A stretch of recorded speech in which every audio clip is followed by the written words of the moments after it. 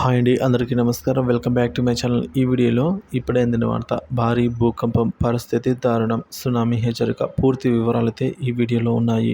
వీడియోని ఎక్కడే కానీ స్కిప్ చేయకుండా చివరి వరకు చూసినట్లయితే ఇన్ఫర్మేషన్ పూర్తిగా అర్థమవుతుందండి. అలాగే వీడియోకి ఒక లైక్ కొట్టండి ఫ్రెండ్స్. ఇక విషయానికి వచ్చినట్లయితే, జపాన్ దేశంలో భారీగా భూకంపం సంభవించింది. గురువారం దక్షిణ తీర ప్రాంతంలో కర్ఫ్యూ ద్వీపం ఈ ద్వీపం సమీపంలో రెక్టర్ స్కేల్ పైన 7.1 తీవ్రతతో భూకంపం సంభవించింది. 30 కిలోమీటర్ల లోతులో భూకంప కేంద్రం నమోదైందని జపాన్ వాతావరణ సంస్థ వెల్లడించింది. ఈ నేపథ్యంలో అధికారులు సునామీ హెచ్చరికలు జారీ చేశారు. కాగా భూకంపం కేంద్రం సమీపంలోని విమానాశ్రయం అద్దాలు దెబ్బతిన్నాయని స్థానిక మీడియా కథనాలు పేర్కొన్నాయి. ఇక క్యూఫు ద్వీపంలోని ఈ మేరకు నిచినాన్ అలాగే మియాకి అనే ప్రాంతాల్లో కొన్ని ప్రాంతాలపై అయితే ఈ ప్రభావం ఎక్కువగా కనిపించింది. 1.6 అడుగుల ఎత్తులో అలలు కంపించినట్లు జపాన్ వాతావరణ శాఖ తెలిపింది.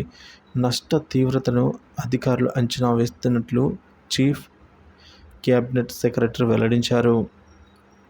ఇక భూకంప ప్రభావిత ప్రాంతాల ప్రజలు తీరానికి దూరంగా ఉండాలి అని అధికారులు సూచించారు.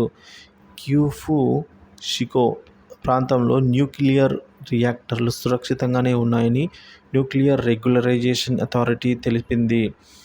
కాగా 2011లో సంభవించిన భూకంపం సునామీతో ఫుకుషిమా అణు కేంద్రం దెబ్బతినింది. అప్పటి నుంచి ప్రకృతిలో ప్రకోపించినప్పుడల్లా ఈ న్యూక్లియర్ ప్లాంట్స్ భద్రతపై ఆందోళన వ్యక్తమవుతోందని అయితే చెప్తున్నారు అధికారులు. కాగా జపాన్ దేశంలో ప్రతి సంవత్సరం సగటున 5,000 చిన్న మరియు పెద్ద భూకంపాలు సంభవిస్తూ ఉంటాయి. అక్కడ ప్రజలు వీటిని ఎదుర్కోవడానికి ఎప్పుడూ సిద్ధంగా ఉంటారు.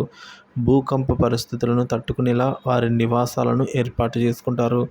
జపాన్ పసిఫిక్ రింగ్ ఆఫ్ ఫైర్లో ఉంది. 40,000 కిలోమీటర్ల పొడవైన ఈ రింగ్ ఆఫ్ ఫైర్లో 450 అగ్నిపర్వతాలు ఉన్నాయి. ఇందులో మెజారిటీ అగ్నిపర్వతాలు జపాన్లోనే ఉన్నాయి. ఇవన్నీ క్రియాశీలకంగా ఉండటం గమనార్హం. జపాన్ 4 కాంటినెంట్ ప్లేట్స్ చర్యలతో సంబంధం కలిగి ఉంది. The Pacific, the Philippines, the Eurasian, the north America ఫలకాలు తరచూ కదులుతూ ఉంటాయి. వీటి కారణంగానే తరచూ భూకంపాలు సంభవిస్తూ ఉంటాయి ఇక్కడ. మొత్తానికైతే ఇప్పుడు న్యూక్లియర్ రియాక్టర్కి సంబంధించినటువంటి డ్యామేజ్ అయితే కాలేదు అని ప్రాథమికంగా నిర్ధారణ అయ్యిందండి. దీనివల్ల కాస్త అక్కడ ప్రజలు ఊపిరి పీల్చుకున్నారనమాట. రెక్టర్ స్కేల్ పైన 7.1 తీవ్రతతో భూకంపం సంభవించింది.